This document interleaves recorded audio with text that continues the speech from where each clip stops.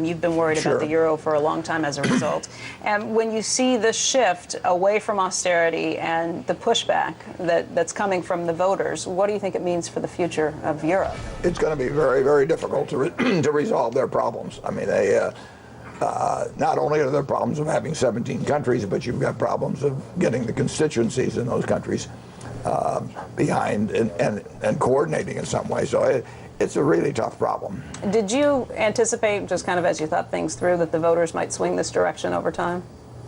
Well, it's not surprising. I mean, if you tell people to tighten their belts and then you give them a chance to vote on it, it's the real problem of dealing with 17 countries, though, because even if you manage to sell to people in 1 or 2 or 3 countries on the fact that it's an advisable course of action, you really need 17 going in the same general direction. And if you're going to have a common monetary unit, you have to have somewhat common fiscal policies as you go along, and it's difficult. So right now we see what's happening, and we get the fact that this is a bit of a sell-off. This is some trouble that comes along the way. I know it's really difficult to predict what happens, but if you look a little farther, if you try and look 2-3 years down the road, where do you think we wind up with Europe? Well, I really don't know the answer, but there's going to be there'll be a lot more episodes. On the other hand, 10 or 20 years from now, Europe will be producing more goods per capita. I mean, Europe is not going to go away. It's a huge market.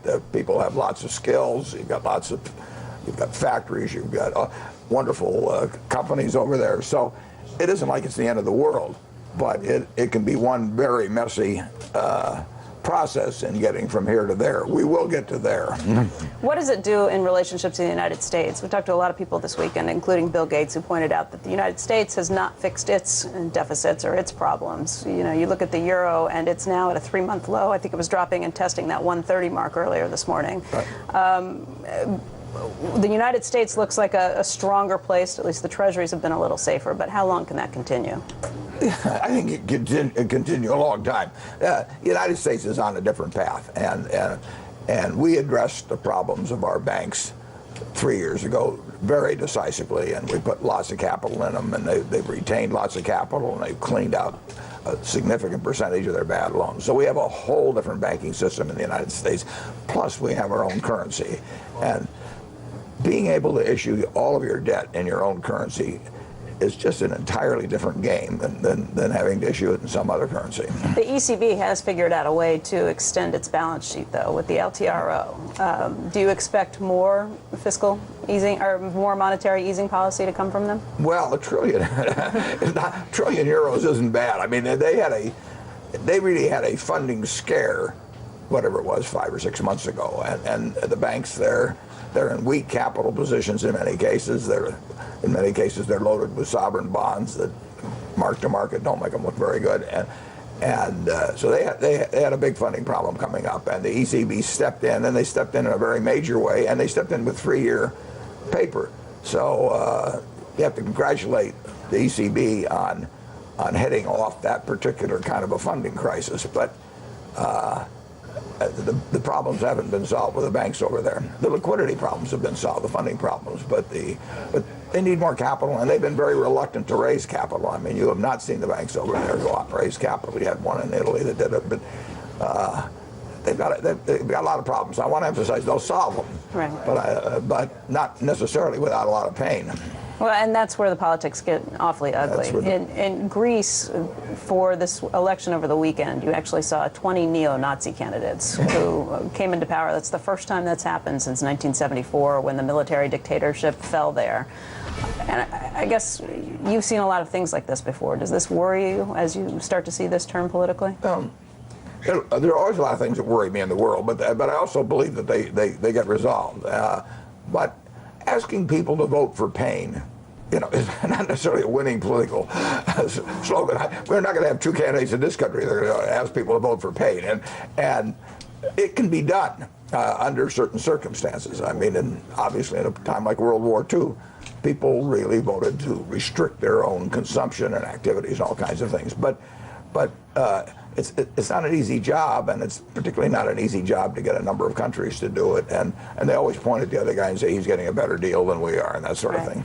I know Joe and Andrew have some questions from back in the studio too, guys. Questions and comments, I guess. Not that, that's a surprise, Joe. Yeah.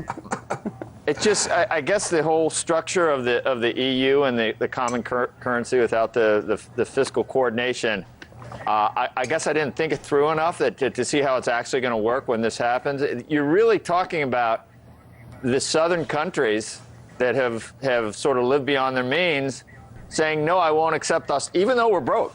I won't accept austerity, and I want Germany to keep funding my lifestyle. And you're expecting the Germans who have, they had their own trouble when they had to bring in, the Eastern Europe, and they went through a lot of austerity themselves, and they've worked hard, and they finally get their day in the sun where things are going well, and you've got an entire southern region asking them to fund their lifestyle. What would normally happen, Warren, I think, is that you can't get people to accept austerity, so you devalue your currency, and de facto their buying power goes down, and they sort of have to accept it because that's the way it works. And then you have better exports and and without being able to do that, I don't see how this finally works. But I don't see, when France goes 90-90-90, we're going to elect a socialist and not accept austerity, and we want Germany to keep paying for everything.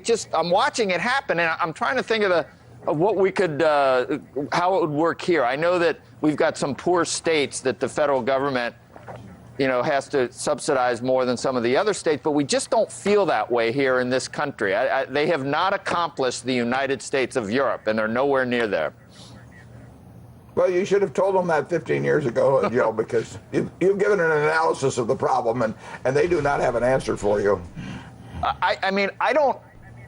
I really, and we talked beforehand, Andrew said he's been worried about it for a while, but short of this just not working and just sort of accepting defeat, I don't know how this really looks. I don't know what the next step is in terms of whether someone, don't you think it's time for Greece maybe to exit the euro? Someone might have to ultimately exit the euro. Well, everybody might have to ultimately exit. But